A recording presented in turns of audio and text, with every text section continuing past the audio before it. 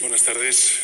Gracias a los medios de comunicación por atender esta comparecencia de prensa y gracias también a los servicios de la Embajada, embajador, ministro, el equipo también del gabinete del Palacio de la Moncloa, de la Presidencia del Gobierno. Bueno, hoy es un día importante para España y para Marruecos, porque iniciamos una nueva etapa en las relaciones bilaterales basadas en una comunicación permanente, en la transparencia, en el respeto mutuo y también en el respeto de los acuerdos firmados. En la audiencia que acabo de mantener con Su Majestad el Rey Mohamed VI, hemos coincidido en abordar y en definir una hoja de ruta duradera, que es también ambiciosa y que va a guiar el desarrollo de esta nueva fase entre ambos países. Me remito al comunicado conjunto adoptado a tal efecto y que han tenido ocasión ustedes también de poder conocer previamente a esta comparecencia. Creo que este es un momento histórico, es un momento también necesario para ambos países en la definición de nuestras relaciones bilaterales. España y Marruecos, como saben, somos países vecinos, amigos, socios, y por tanto la relación bilateral es estratégica para ambos.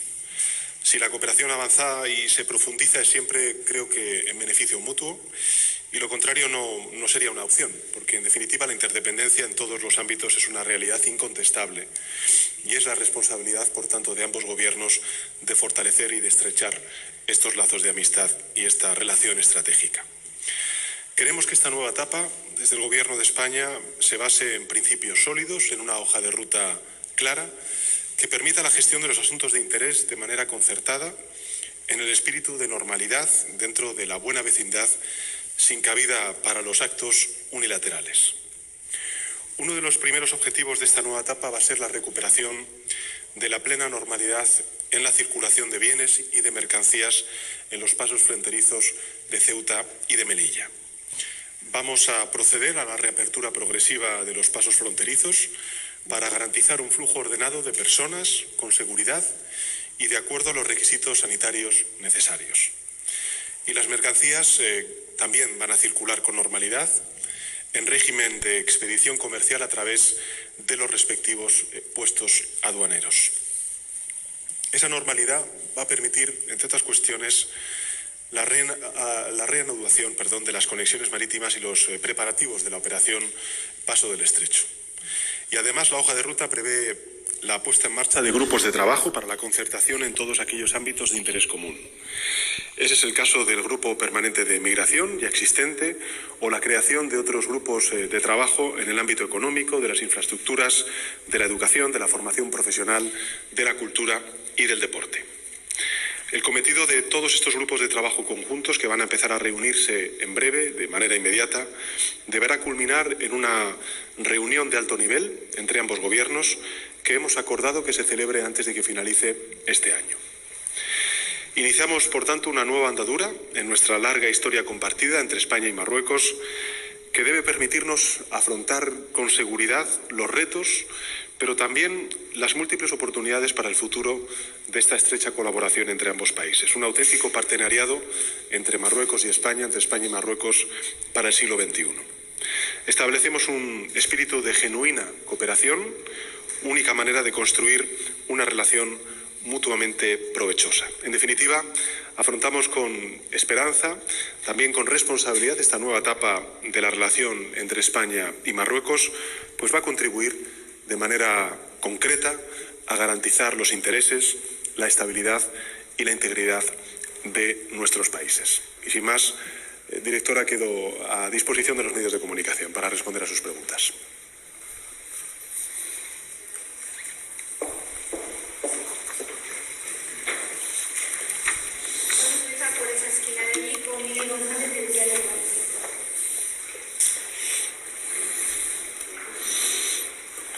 Buenas noches, presidente.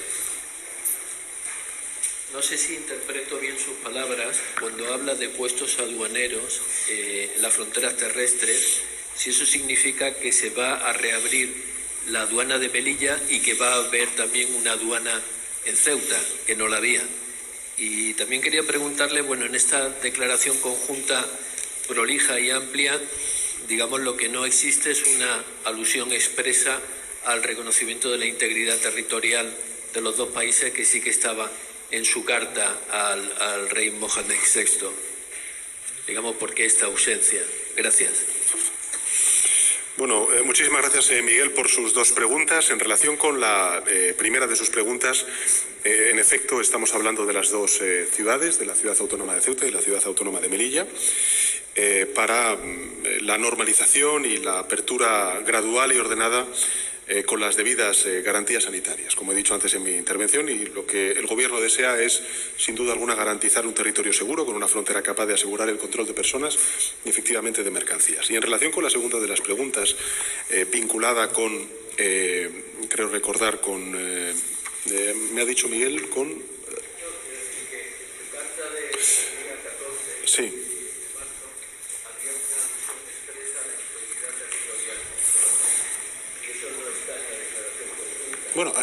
Bueno, simplemente decirle que, vamos a ver, la soberanía nacional del territorio nacional de España está fuera de toda duda, incluida también Ceuta y Melilla, no solamente porque existe un compromiso del Estado, del Gobierno, sino también en nuestro ordenamiento constitucional.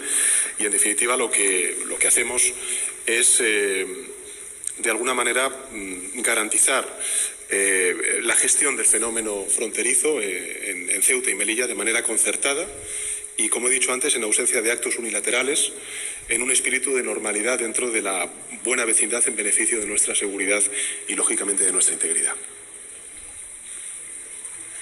Vamos a dar ahora la palabra a una compañera de la televisión pública marroquí, Zubeira. Buenas noches, presidente. Me gustaría saber cuál ha sido el papel que ha interpretado Su Majestad el Rey Mohamed VI en la normalización de estas relaciones.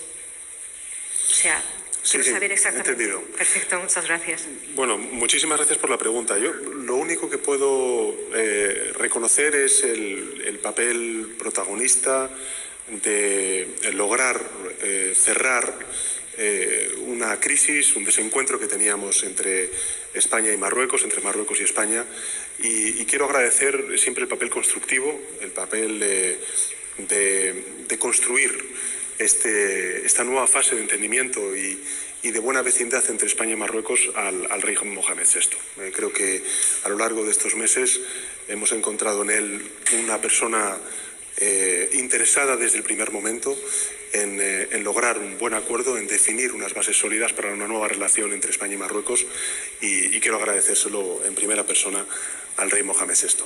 Y también, por extensión, quiero hacerlo al resto de miembros del Gobierno de Marruecos, y en especial también al ministro de Asuntos Exteriores, que junto con su homólogo español pues han estado trabajando durante todos estos meses para lograr, yo creo que, un magnífico acuerdo, tanto para España como para Marruecos, que va a definir, como he dicho antes en mi intervención, sobre unas bases sólidas, una relación estratégica entre España y Marruecos para el siglo XXI.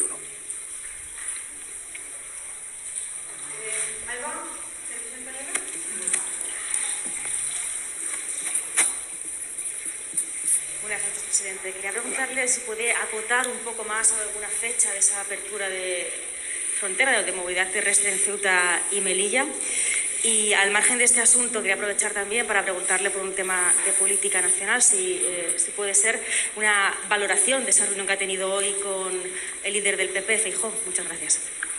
Muchísimas gracias, Alba, por sus dos preguntas. En relación con la primera, decirle que estamos trabajando ya para que las fronteras se reabran de manera gradual y también de manera ordenada. Y, como he dicho antes en mi intervención, hay que recordar que todavía sufrimos una pandemia y, por tanto, tenemos que garantizar las correctas precauciones sanitarias.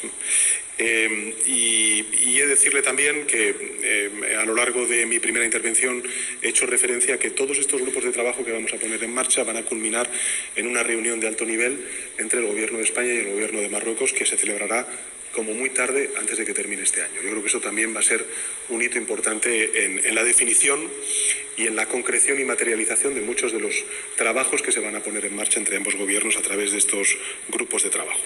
Y en relación con la primera de las preguntas, he de decirle que la reunión con el señor Feijóo ha sido una reunión cordial, una reunión en la que nos hemos quedado emplazados en continuar dialogando y también negociando para resolver determinados asuntos que permanecen de manera inexplicable en la agenda política española como consecuencia de bloqueos que, por desgracia, se han sufrido a lo largo de estos 2 años. Me estoy refiriendo al no cumplimiento de obligaciones constitucionales, como es el mandato que nos conmina la Constitución para renovar órganos tan importantes para el buen funcionamiento de nuestra democracia, como es el gobierno de los jueces o también de la renovación del Tribunal Constitucional. Hay otros muchos temas que hemos planteado desde el punto de vista del Plan Nacional de Respuesta a las consecuencias económicas de la guerra, la reforma del artículo 49 de la Constitución, la necesidad de blindar el Pacto de Estado contra la violencia de género y, por tanto, no abrir la puerta a peligrosos debates que cuestionan precisamente la definición de lo que es la violencia de género, cuando hablamos, por ejemplo, de la violencia intrafamiliar, o cuestiones que tienen que ver también con el pacto energético, con la vuelta del Partido Popular al pacto antitransfugismo. En todo caso, lo que sí que le puedo decir es que creo que la voluntad de alcanzar pactos de Estado se demuestra pactando. Y espero que podamos llegar a esos acuerdos, porque es bueno en este momento tan difícil, tan complejo que está atravesando Europa y España como consecuencia de la guerra y también de la pandemia, el que podamos llegar a acuerdos las distintas fuerzas políticas que estamos presentes en las Cortes Generales. Esa es la voluntad con la que yo he abordado esta reunión y espero que efectivamente pues esa voluntad que parece, en teoría, que se manifiesta de alcanzar pactos de Estado, pues se demuestre pactando. Creo que esta es, al final, el resultado y la esperanza y la voluntad, al menos, con la que yo he abordado esta reunión.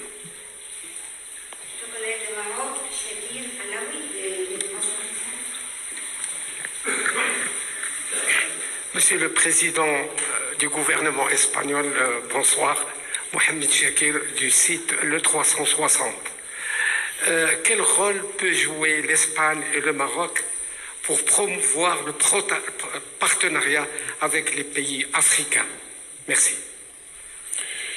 Bueno, yo creo que tanto España como Marruecos, como he dicho en mi primera intervención, no compartimos solamente una proximidad geográfica, sino que tenemos la voluntad de caminar juntos en la recuperación económica, en la modernización de nuestro tejido productivo, en la mutua inversión.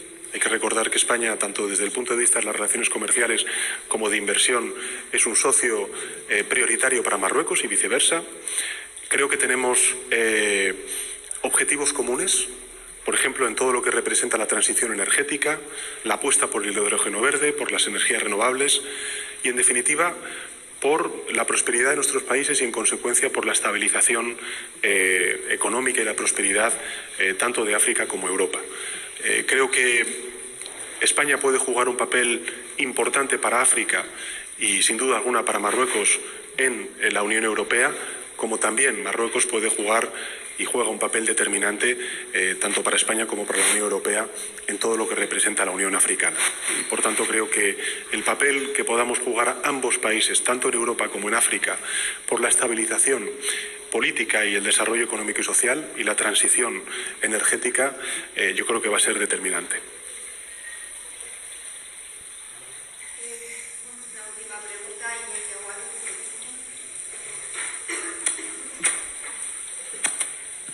Sí, hola, buenas noches, presidente. Le quiero preguntar si tras este importante encuentro regresa a España convencido de que no se volverá a repetir un episodio como el que vivimos el año pasado en Ceuta, con miles de personas cruzando la frontera a nado, si eso cree usted que Marruecos no lo volverá a permitir. Y, en segundo término, sobre la reunión que ha mantenido hoy con el presidente del Partido Popular, me gustaría saber si le ha pedido que se aleje políticamente de Vox y si le ha quedado claro cuál es la posición del señor Feijóo respecto al partido de Abascal. Gracias.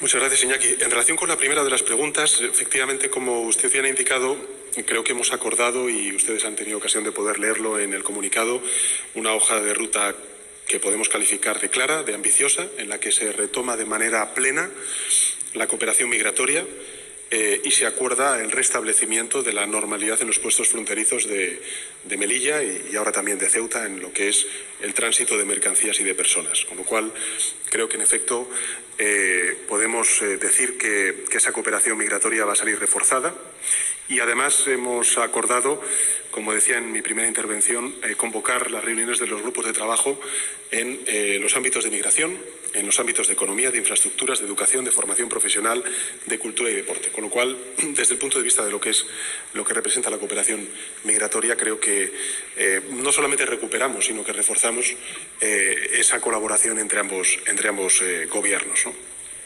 Y en relación con la segunda de las preguntas, creo que el hecho de que el Partido Popular ahora mismo en Castilla y León pues esté planteando un gobierno de coalición por primera vez en la historia de nuestra democracia con la ultraderecha, en donde estemos ya conociendo el avance de algunos de sus contenidos en la hoja de gobierno para los próximos 4 años, como pueda ser el abrir la puerta a una banalización de la violencia que sufren las mujeres, tildándola de violencia intrafamiliar, creo que efectivamente si demuestra algo es que aún el Partido Popular no tiene resuelto qué relación tener con la ultraderecha. Y a mí me gustaría que la derecha española mirara más a la derecha europea y menos a la ultraderecha española. Una última pregunta y ya nos...